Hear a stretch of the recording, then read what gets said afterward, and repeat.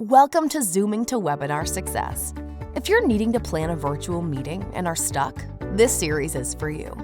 Full-time voice artist Grant Holmes is also a busy virtual meeting manager and on-screen host. Learn tips and tricks to having successful virtual meetings from step one. Here's your host, Grant Holmes. Welcome to Zooming to Webinar Success, Episode 3. Episode 2 was kind of the start of the real meat. Episode 1 was just an intro. Episode 2, I talked about having a website, managing it, having social media, a way to establish a following. So we will assume for today's episode, again, number 3, we'll assume that you already have some type of following. This is almost always from one or two places. Over a period of time, you've established a solid email newsletter list. People that have asked to get your content that you send out at whatever pace that you send out a newsletter. And or you have established a following on various social media platforms. And in essence, you have followers or fans that are wanting more content. So now the question becomes, and the topic of today's question, how will I manage the audience, or how to manage contacts? And there's many ways to manage a list of contacts, from typing them into the simplest of text editors, not a great choice, into Excel, maybe better choice because you can do a lot of managing inside of Excel, all the way to the other side of managing them in your email program of choice. But then how do you group them and make sure that you don't, it's a lot. How about a webmail program like MailChimp or others? Okay, another step up. And then all the way up to CRMs that can be very, very pricey.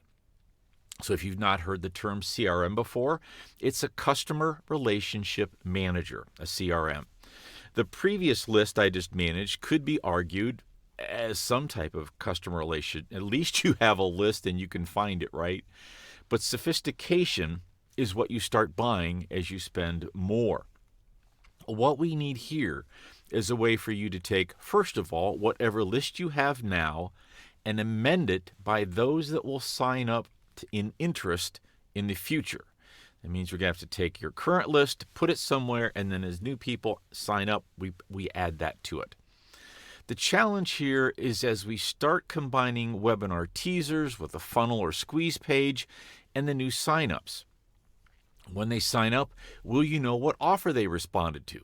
Well, of course, Grant, I just did the response. How about a year from now? How about 3 years from now? Well, maybe not.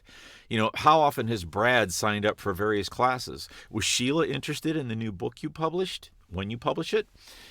Will the CRM send webinar invites? Can it follow up with an after response? Here's the recording you missed. There are many services that will do this, but which one is the best for you? And for now, that's what I want to talk about. Just the fact that there are so many platforms, I'm not even sure I could do an episode on what they all offer and what they all are. One of the hardest problems, one of the biggest challenges I have in this business is just probably once or twice a month now, I have someone say, hey, have you ever used Platform X? And it's like, never heard of it. Yeah, and so you have to go research and see if all my toys like this will work with it and stuff. So it can be challenging. But if you'd like to talk about that, if you'd like to talk about where you are on your journey, please hit me up at voicepro@grantsvoice.com. This series is for smaller organizations and solopreneurs that may not be tech savvy, don't know all the steps, or don't want to know all the steps. So over this series, I hope to lead you through all the significant decisions and capabilities you'll need to Zoom to webinar success. Thanks for watching.